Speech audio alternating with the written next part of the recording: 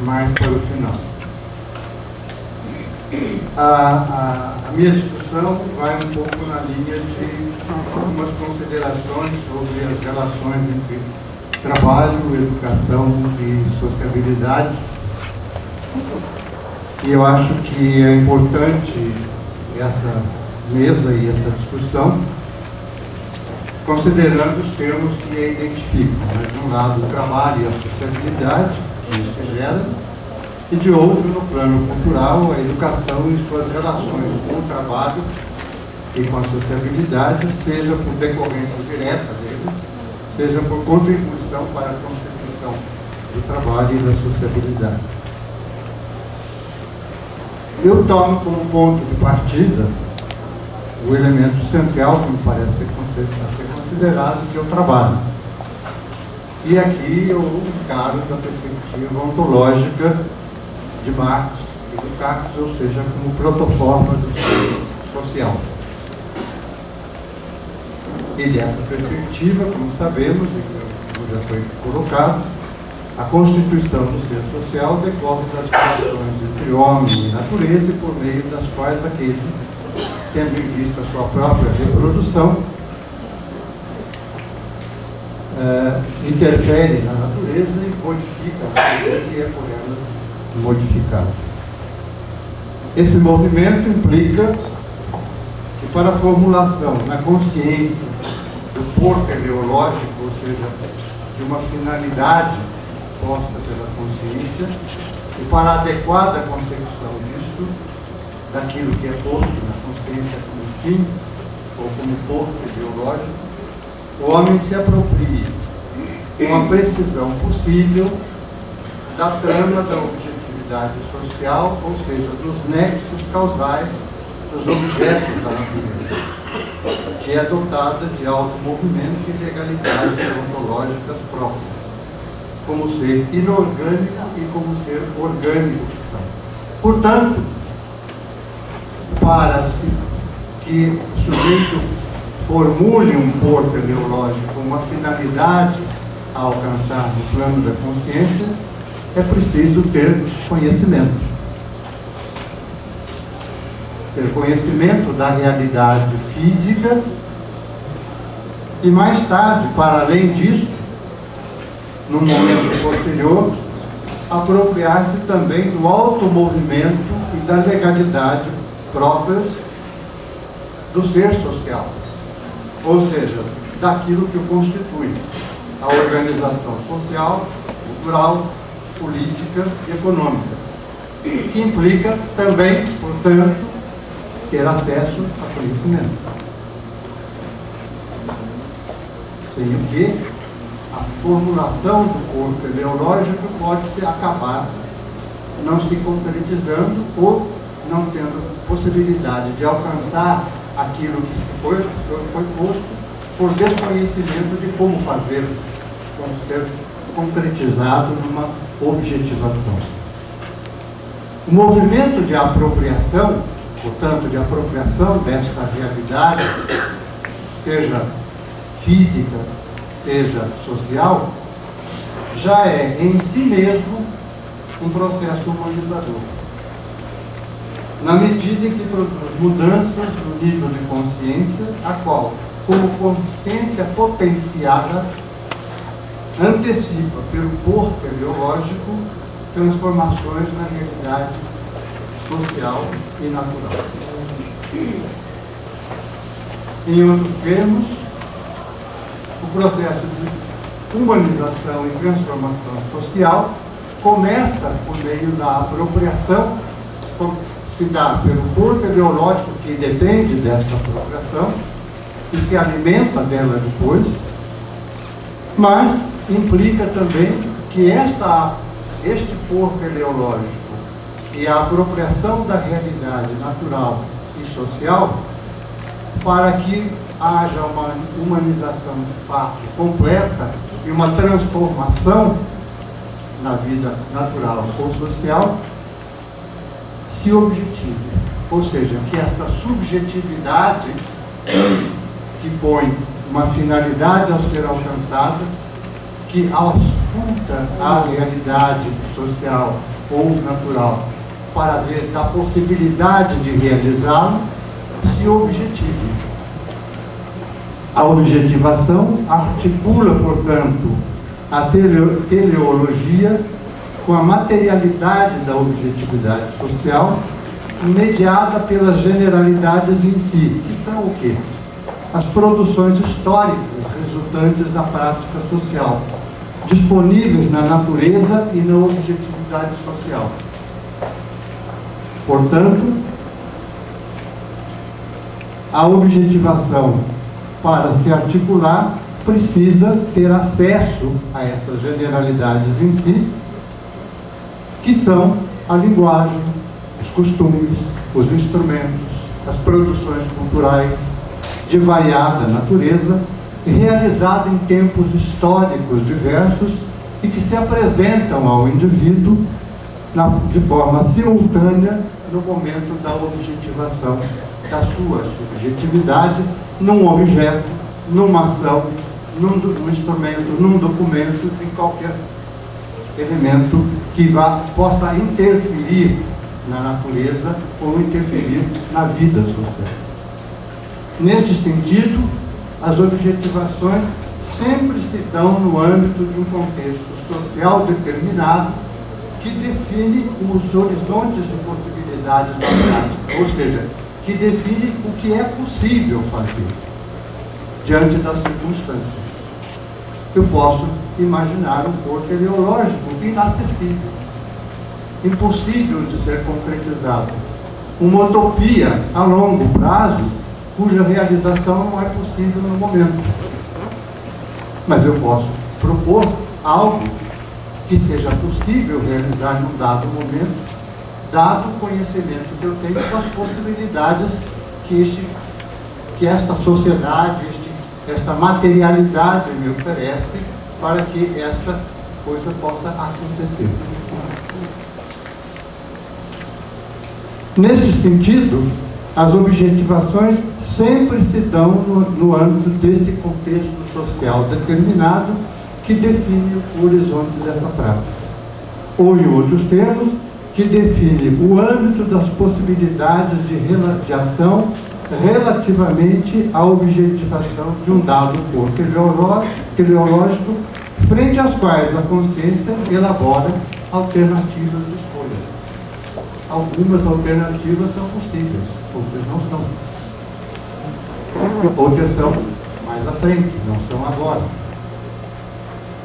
A constituição do humano, portanto, nessa perspectiva ontológica, se dá pela objetivação por parte do sujeito social da sua própria subjetividade, mediada pelas objetivações historicamente produzidas, as quais lhe fornecem, além das informações, um conjunto de valores, os quais, tanto quanto os nexos causais da vida natural e social, servem de orientação para as escolhas entre as alternativas postas pelo horizonte de possibilidades.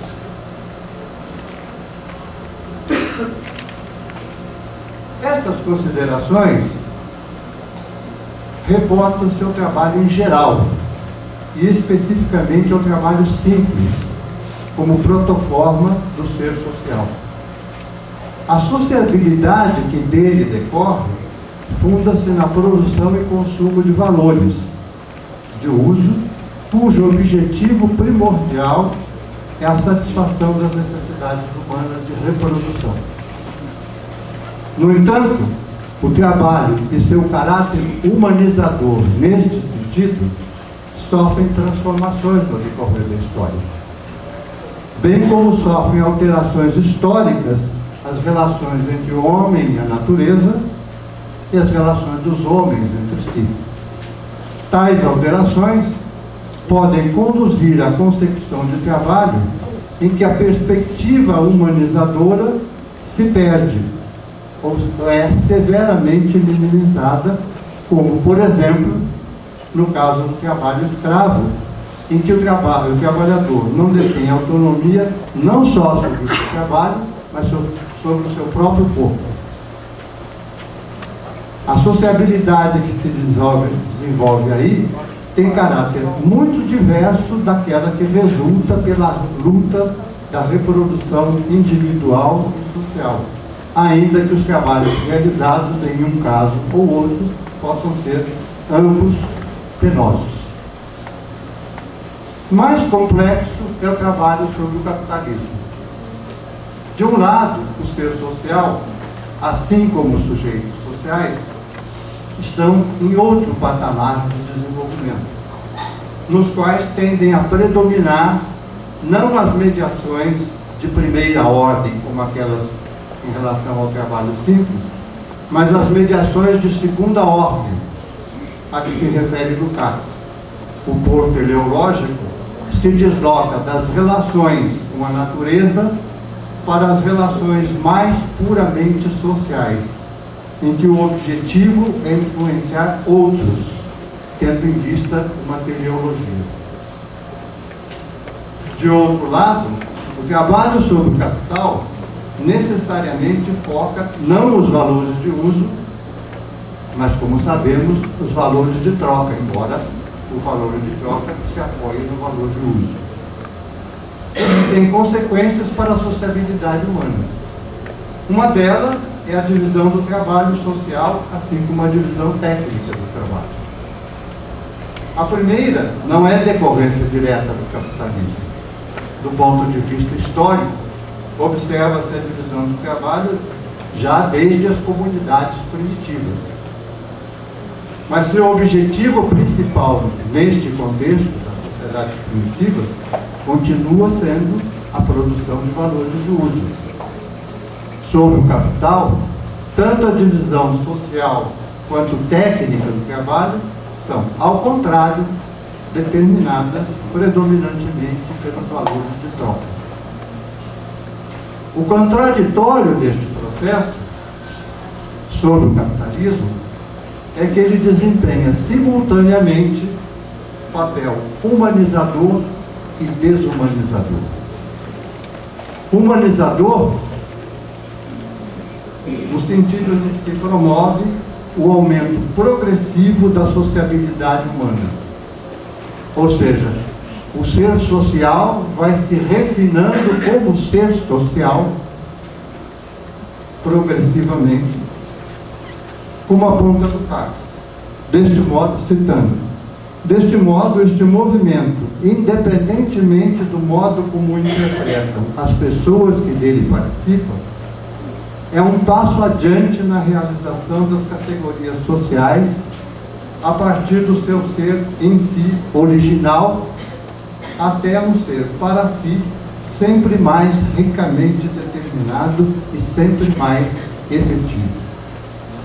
Acontece que a encarnação adequada do ser para si, da sociabilidade efetivada que se realizou a si mesma, é o próprio homem. Não o ídolo de um homem isolado, em geral abstrato, que nunca existiu, mas o contrário, o homem na sua concreta praxis social. O homem que com suas ações e nas suas ações encarna e torna real a espécie humana, ou o gênero humano, melhor dizendo. Tal característica essencial e contraditória acompanha o capitalismo desde o início. Mas ele começa a se intensificar na produção de mercadorias que culminaria ao seu final e no decorrer do século XIX, e que culminaria ao final e no decorrer dos 3 primeiros terços do século XX com o florescimento e o apogeu do taylorismo e do fordismo. Todavia, apesar de ter se espraiado por vários países, mercê da política imperialista dos países altamente industrializados, o capitalismo ainda enfrentava, até o final dos anos 60, não só suas próprias crises, mas também as disputas econômicas e políticas com a economia socialista. O que não lhe permitia alçar-se à condição de modo de produção predominante e praticamente único que começou a configurar-se a partir da década de 70. A sociabilidade fundada na economia de mercado, na produção e consumo de massa, no fetichismo da mercadoria, desenvolveu-se gradativa e contraditoriamente ao longo do período de praticamente um século desde o surgimento da grande indústria, mas encontrou seus limites no desenvolvimento das forças produtivas, na estrutura dos Estados nacionais, por exemplo.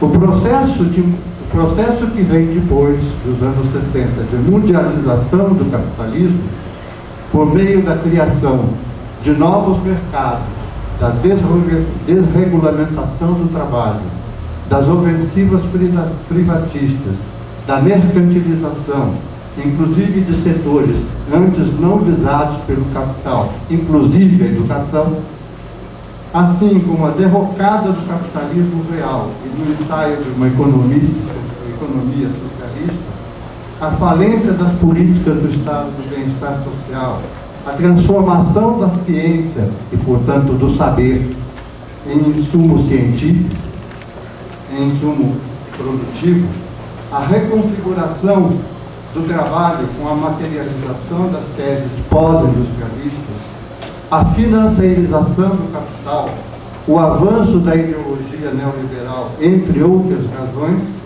produziram mudanças de monta na vida social, ainda que não tenham alterado o modo de produção.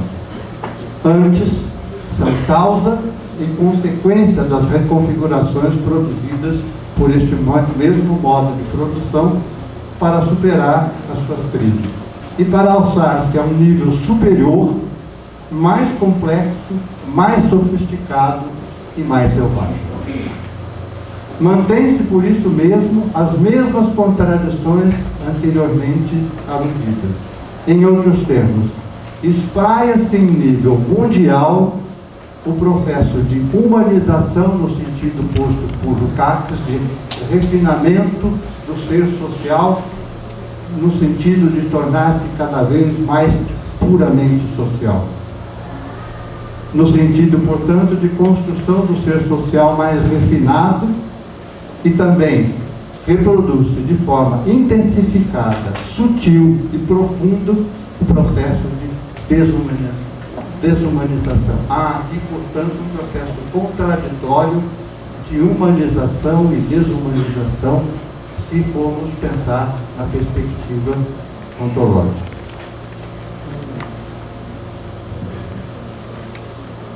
O Antunes refere-se a este momento, trabalhando com mesados, como um momento de aprofundamento deste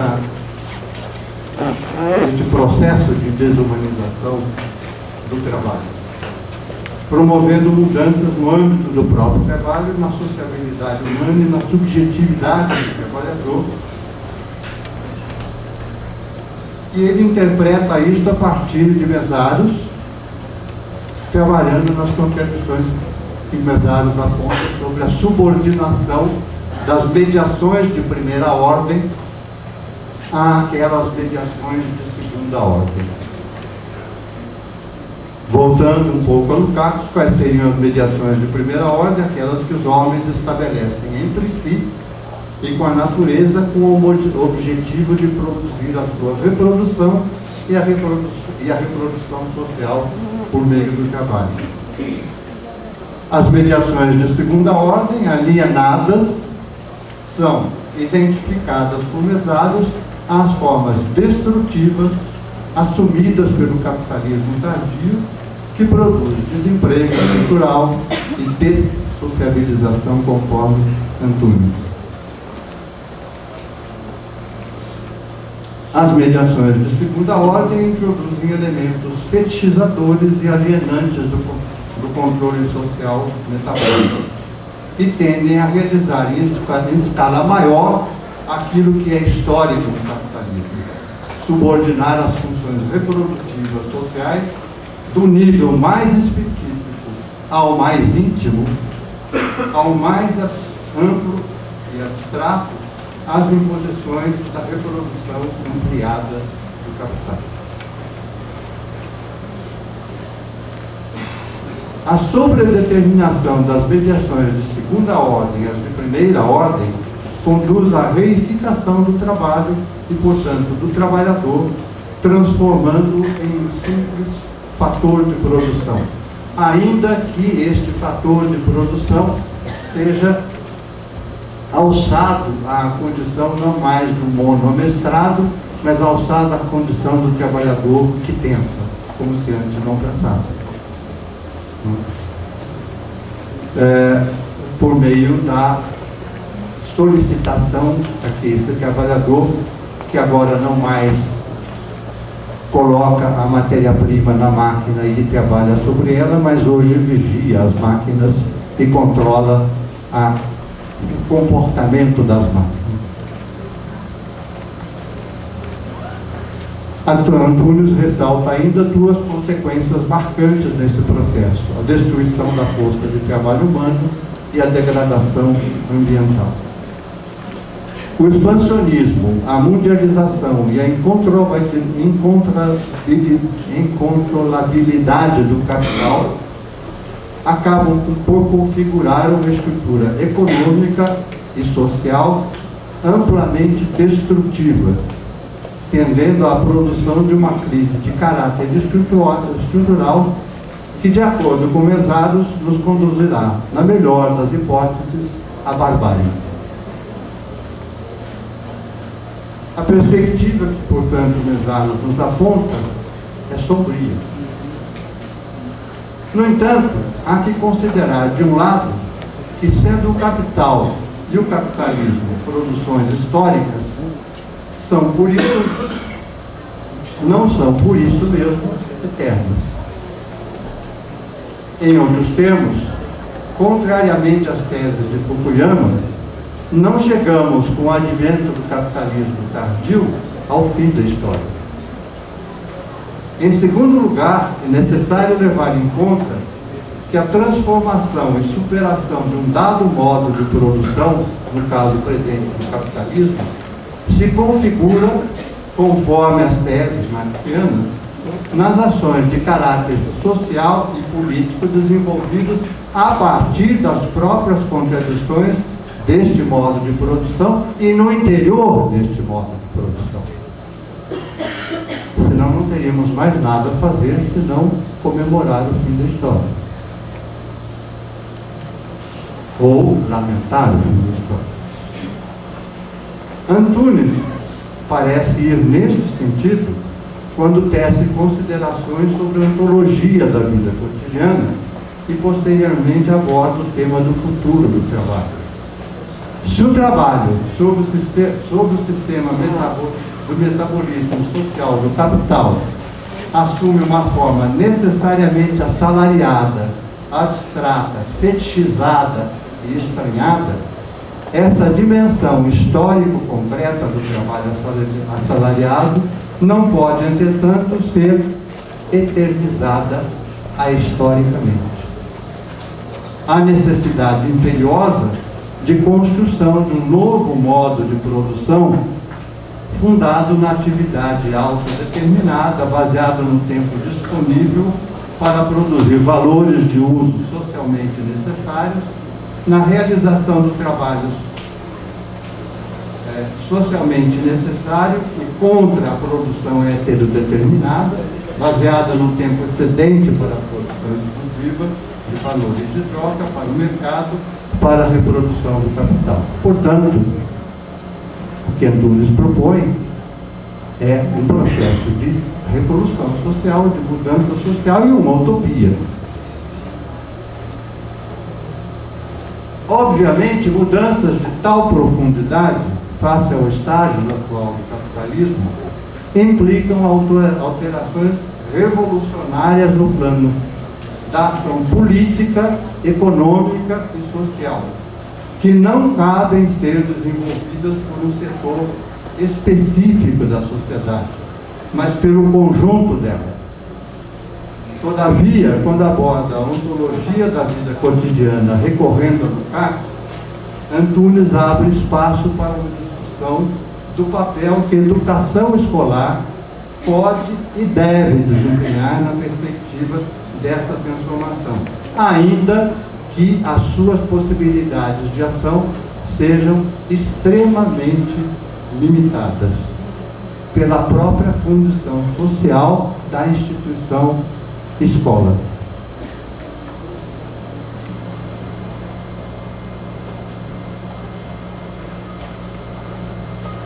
Acho que é importante essa abordagem do cotidiano escolar da perspectiva descortinada por Lukács e também por Heller. Sob esse enfoque, o trabalho docente pode ser entendido no âmbito da ontologia desenvolvida por Lukács e a cotidianidade do ponto de vista elaborado por Heller. Do ponto de vista lucasiano, as atividades docentes podem ser compreendidas como objetivações que resultam de fins e objetivos postos pelo professor, tendo em vista a formação dos seus alunos. Supondo que este professor tenha um nível de consciência e uma capacidade de propor fins, um dos quais é a formação dos seus alunos, a partir das apropriações que realiza das causalidades materiais e sociais que definem o seu horizonte de possibilidades, que é restrito, e possibilitam a formulação de alternativas e de escolhas entre elas. Obviamente, tais escolhas podem ser realizadas mais ou menos criteriosamente, conforme o nível de preparo técnico profissional do docente e seu nível de consciência e compromisso político com as necessidades humanas, como proposto por Antunes, ou com o gênero humano segundo a concepção helleriana. Neste sentido, o cotidiano escolar pode ser entendido como parte do cotidiano em geral. E o cotidiano é o reino da particularidade, o reino do em si, o reino do imediato, o reino do pragmático, o reino do fazer para que as coisas funcionem no imediato. Todos nós somos, como indivíduos, particularidades e membros de um campo genérico ou de uma totalidade genérica ou gênero humano. Todos somos. Mas podemos, de alguma forma, privilegiar a dimensão da particularidade ou do ser em si, ou da genericidade ou do ser para si. Normalmente, na vida cotidiana, e até para sobreviver na vida cotidiana, o privilégio fica com o em si. Mas há as possibilidades de suspensão do cotidiano, as possibilidades de, suspendendo o cotidiano, aproximar-se do humano genérico. E o aproximar-se do humano genérico significa cada vez mais ampliar os horizontes de cada um. A escola poderia ou não fazer isso. Em tese, pode. Na prática, é objeto de questionamento. Ou seja, a escola poderia contribuir como instituição social no sentido de trabalhar com os indivíduos, criando as condições para que eles pudessem cada vez mais alçar-se da condição de ser em si a ser para si, da condição de particularidade à condição de genericidade,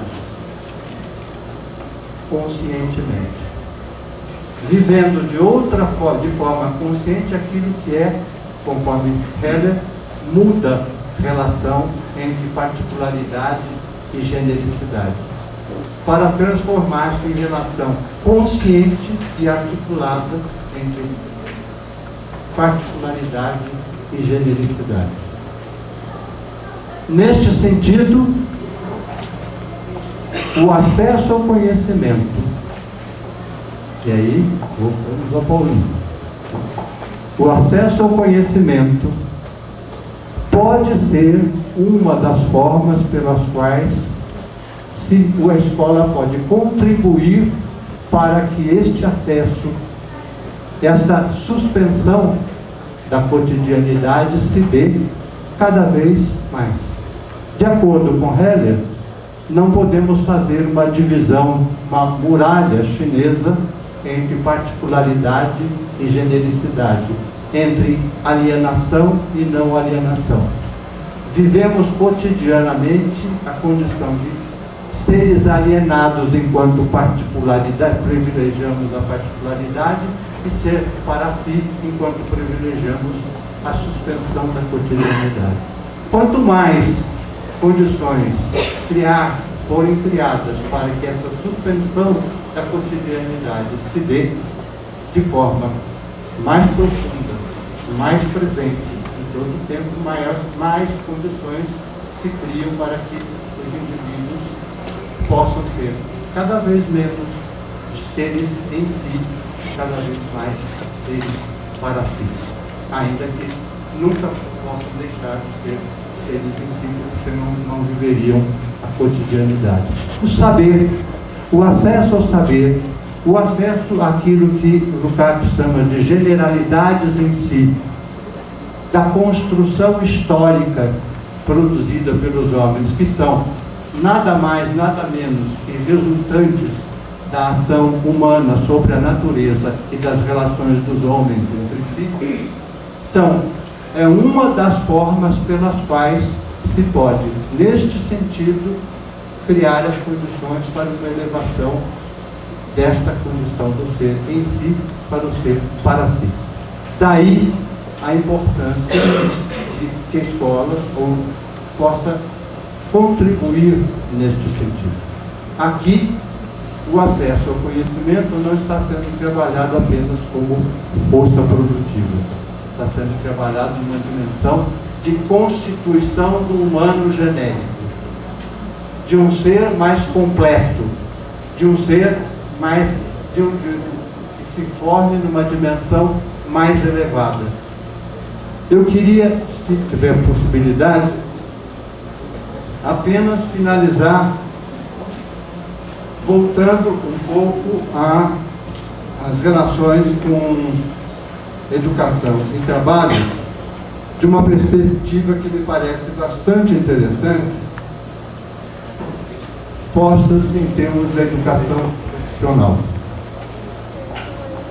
O campo da educação profissional, diferentemente do campo da educação do ensino médio, por exemplo, ou da educação propedêutica, é o que guarda mais proximidade com a relação, com o trabalho, por conta de ser educação profissional. E por isso mesmo, uma discussão em cima da educação profissional, nesta perspectiva de elevação do nível de elevação do sujeito do em si para o para si, pode ganhar contornos muito interessantes se a relação entre o trabalho a ser realizado ou o trabalho que é realizado e a educação for feita de uma perspectiva em que não se promova ou não se perpetue a separação entre formação geral e formação específica, mas se produza uma síntese entre formação geral e formação específica. Acho a Marise Ramos faz, nesse sentido, uma formulação muito interessante num livro, um capítulo de um livro que ela, do qual ela é uma das organizadoras, e os outros são a Ciavata e o Frigoto, chamado Ensino Médio integrado concepções e contradições. No capítulo que ela escreve, ela faz uma proposição de organização curricular para o ensino profissional que me parece muito interessante. E vocês vão perceber, à medida que eu for lendo, qual é a aproximação com Marx. Ela elenca 4 pontos. Primeiro, problematizar fenômenos, fatos e situações significativas e relevantes para compreendermos o mundo em que vivemos, bem como processos tecnológicos da área profissional para o qual se pretende formar o sujeito. Como problematizar tais fenômenos como objetos do conhecimento, buscando compreendê-los em suas múltiplas perspectivas tecnológicas, econômica, histórica, ambiental, social, cultural, etc. Explicitar teorias e conceitos fundamentais para passo 2. Explicitar teorias e conceitos fundamentais para a compreensão do objeto a ser estudado, nas múltiplas perspectivas em que foi problematizada e localizá-la nos respectivos campos da ciência, áreas de conhecimento, disciplinas específicas ou profissionais, identificando suas relações com os outros conceitos no mesmo campo, disciplinaridade, e de campos distintos do saber, interdisciplinaridade. Situar os conceitos como conhecimentos de formação geral e específica, tendo como referência a base científica dos conceitos e sua apropriação tecnológica, social e cultural. A partir desta localização e das múltiplas relações, organizar os componentes curriculares e as práticas pedagógicas, visando corresponder nas escolhas, nas relações e nas realizações ao pressuposto da totalidade do real como síntese de múltiplas determinações.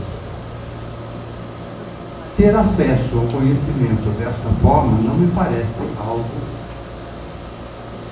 a ser descartado. Obrigado.